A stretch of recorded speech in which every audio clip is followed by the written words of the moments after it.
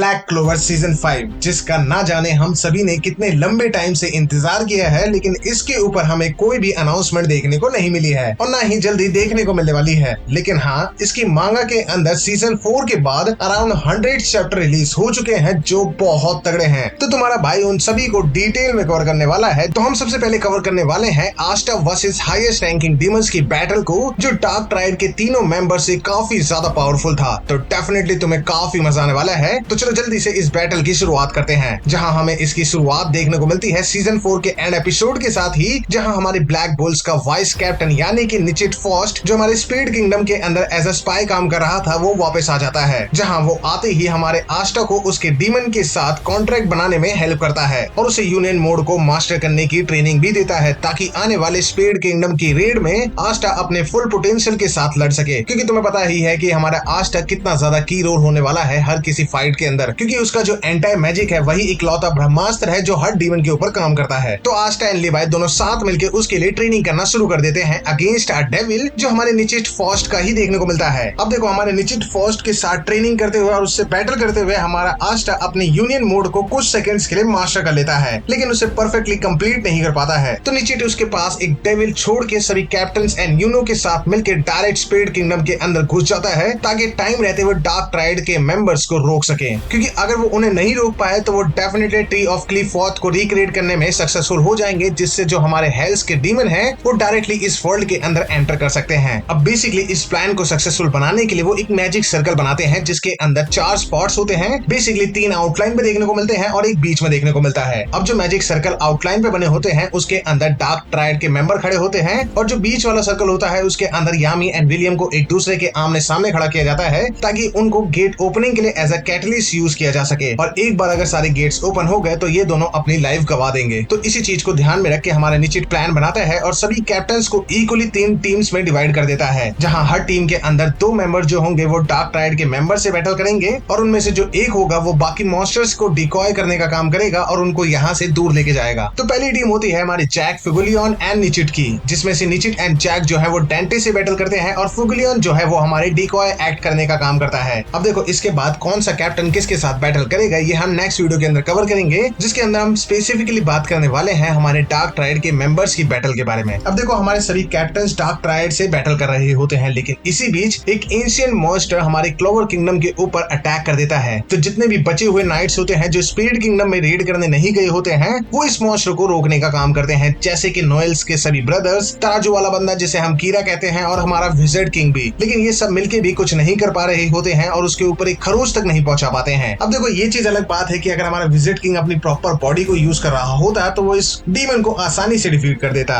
लेकिन हाँ, वो अपनी छोटी बच्चों वाली बॉडी के अंदर ज्यादा कुछ नहीं कर पाता है। तो हाँ, हमारा क्लोवर किंगडम तो अब बहुत बड़े खतरे में है, जो देख के सभी लोग काफी ज्यादा टेंशन में आ जाते हैं। यूनियन मोड को अनलॉक कर लेता है, which means he finally master his union mode. और कमाल की बात है कि सिर्फ एक ही अटैक से वो उस जायंट एंशिएंट मॉन्स्टर को डिफीट कर देता है। तो हाँ, अब वो अपनी बेस फॉर्म से काफी ज्यादा पावरफुल हो चुका है। तो हाँ, उसे डिफीट करने के बाद वो 1 मिनट भी वेस्ट नहीं करता है और तुरंत स्पीड किंगडम के लिए आगे बढ़ जाता है, वो भी अपने स्वॉर्ड को एज अ सवारी बना के। और इसी बीच हमारा जैक एंड निचिट दोनों मिलकर डांटे से बैटल कर रहे होते हैं, लेकिन जैक डांटे के खिलाफ कुछ खास कर नहीं पा रहा होता है, क्योंकि ऑब्वियसली ये बहुत ज्यादा स्ट्रॉन्ग होता है, और ऊपर से निचिट के जो अटैक्स होते हैं वो इतना ज्यादा डैमेज उसके ऊपर पहुंचा नहीं पा रहे होते हैं। तो हाँ, ये ऑलमोस्ट वन साइडेड बैटल हमें देखने को मिलती है, लेकिन तभी निचिट एक स्ट्रॉन्ग प्रेजेंस को सेंस कर लेता है। तो ये जानने के लिए एक्चुअल में है किसकी, वो अपनी यूनियन मोड को चेंज कर लेता है टू फेलिस, जिससे वो शैडो मैजिक को यूज करके कहीं भी देख सकता है। जहां वो ये सोच रहा था कि उसके पास एक अच्छा खासा टाइम है डार्क ट्राइड को डिफीट करने का, लेकिन एक्चुअल में जो मॉरिस है, जो डायमंड किंगडम का एक साइंटिस्ट हुआ करता था, वो डेविल का होस्ट बन जाता है और हार्ट किंगडम की प्रिंसेस, जिसे वेनिका सीजन 4 में कैप्चर करके लेके आती है, उसको एज अ कैटलिस्ट यूज करके गेट की जो ओपनिंग है उसके प्रोसेस को काफी ज्यादा फास्ट कर देता है। सो नाउ अंडरवर्ल्ड के जो गेट्स हैं वो ओपन हो चुके हैं और उससे 2 हाईएस्ट ऑर्डर रैंकिंग डीमंस बाहर आ जाते हैं, जो डार्क ट्राइड के मेंबर से काफी ज्यादा पावरफुल होते हैं। और कैसल के भी बाहर काफी सारे मॉन्स्टर की संख्या बढ़ जाती है, और गेट ओपन होने की वजह से फाइनली डार्क ट्राइड के जो मॉन्स्टर है वो तीनों अपनी डिमोनिक पावर्स को 100% पे अनलीज कर पाते हैं। तो हाँ, अब बैटल और भी ज्यादा टफ हो जाती है, लेकिन तभी वहाँ जो 2 हाईएस्ट ऑर्डर के डीमन है यानी कि लिलिथ एंड नमः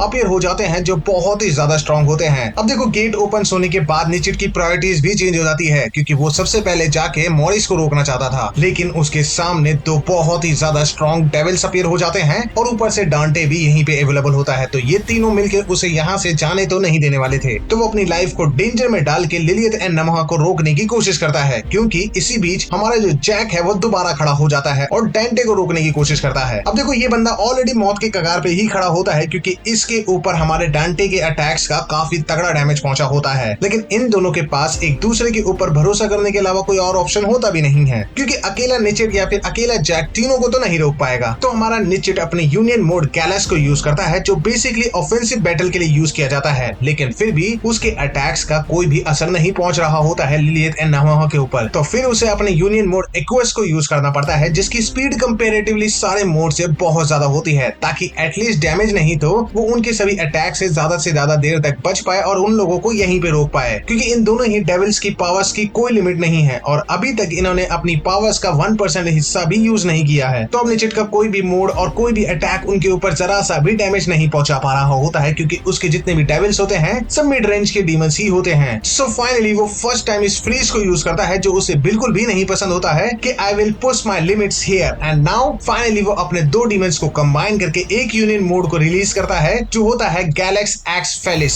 जिससे वो खुद को सैक्रिफाइस करने के लिए रेडी हो जाता है, क्योंकि इस हाईएस्ट ऑर्डर डीमन को वो रोक नहीं पाता है। तो वो डिसाइड करता है कि इन्हें शैडो वर्ल्ड के अंदर कैप्चर करेगा। लेकिन ये दोनों डीमंस आसानी से उस अटैक को ब्रेक कर देते हैं और निचिट की फॉर्म को इजीली डिस्ट्रॉय कर देते हैं। और ये करने के बाद उन दोनों को काफी ज्यादा मजा आ रहा होता है, क्योंकि ये उनके लिए एक गेम से बढ़कर कुछ नहीं है, क्योंकि उनको फाइनली एंटरटेन होने का मौका मिल रहा होता है। सो लिटरली में निचिट इससे काफी ज्यादा फ्रस्ट्रेटिंग होता है, क्योंकि वो अपनी मौत की कगार पे खड़ा होता है और उसका अपोनेंट उसके साथ सिर्फ खेल रहा होता है, उसे इवन सीरियस भी नहीं ले रहा होता है और वो मान लेता है कि इन डीमन को कोई नहीं हरा सकता है। तो तभी वो डीमंस उसे खत्म करने की कोशिश करने ही वाले होते हैं कि फाइनली हमारा Ashta is back in the speed kingdom. और उसे देखते ही निचिट बड़ा खुश हो जाता है और बोलता है कि तुम लेट हो, लेकिन चलो तुमने अपने यूनियन मोड को मास्टर तो कर लिया है, तो चलो तुम मुझे छोड़ दो मेरे हाल पे और इन डीमंस को खत्म करो। जिस पे हमारा आस्टा उसे बोलता है कि मैं तुम्हें नहीं छोड़ सकता हूँ, क्योंकि तुम हमारे वाइस कैप्टन हो और ब्लैक बुल्स किसी को पीछे नहीं छोड़ते हैं। और वो ये करते करते ऑलरेडी 1 मिनट वेस्ट कर चुका था, क्योंकि इस मोड के अंदर वो सिर्फ 5 मिनट तक ही इस फॉर्म को मेंटेन कर सकता है। तो उसे ये बैटल बहुत जल्द खत्म करनी पड़ेगी, जिसके बाद बैटल शुरू होती है हमारे आस्टा वर्सेस लिलियट एंड नमहा के बीच में। अब देखो नमहा जो है वो हमारे निचिट को खत्म करने वाला होता है, तो हमारे आस्टा ने आते ही उसका हाथ काट दिया था, जो देखने के बाद दोनों डीमंस काफी ज्यादा एक्साइटेड हो जाते हैं, क्योंकि उन्हें डैमेज तो दे पाना दूर की बात है, कोई उनके सामने खड़ा भी नहीं हो पाता है। तो वो आस्टा से बोलते हैं चलो हमें और एंटरटेन करो, और ये बोलते ही वो एक ब्लास्ट को लॉन्च कर देते हैं, जिसे आस्टा बीच में से अपनी स्वॉर्ड से काट देता है, लेकिन उसके फ्लेम्स आस्टा को कवर कर लेते हैं। तो आस्टा अपनी स्वॉर्ड को सर्कुलर फॉर्म में घुमाता है और उस अटैक से अपने आप को बचा लेता है और अपनी थर्ड स्वॉर्ड को बाहर निकालता है, यानी डीमन डिस्ट्रॉयर, जिससे वो एनर्जी एब्जॉर्ब करके डीमन ड्यूलर स्वॉर्ड को बड़ा कर देता है और आसानी से हमारे नमहा को बीच में से काट देता है। लेकिन नमहा अभी भी काफी ज्यादा एक्साइटेड हो रहा होता है, जिस पे लिलियट उसे बोलती है कि ये तो बहुत बुरा हुआ, क्योंकि तुमने जिसे बीच में से काटा है वो नमहा था। मतलब काइंड ऑफ इन दोनों में से जो सबसे ज्यादा स्ट्रॉन्ग है वो एक्चुअल में लिलियट है। जिसके बाद दोनों की बॉडी कंबाइन होके एक हो जाती है और हमें एक और पावरफुल बीइंग देखने को मिलता है, क्योंकि उसका ऑरा और भी ज्यादा मैसिव होता है, जो देखते ही हमारा निचिट तो बहुत ज्यादा घबरा जाता है कि आस्टा इसे कैसे डिफीट कर पाएगा। लेकिन आस्टा को अभी भी कोई फर्क नहीं पड़ रहा होता है, क्योंकि वो तो मैजिक पावर को सेंस ही नहीं कर सकता है। लेकिन ये डीमन लॉन्च करता है एक बहुत ही ज्यादा मैसिव अटैक, जिससे काफी सारी ब्लैक वाइब्स निकलती है और काफी सारी एनर्जी क्रिएट होके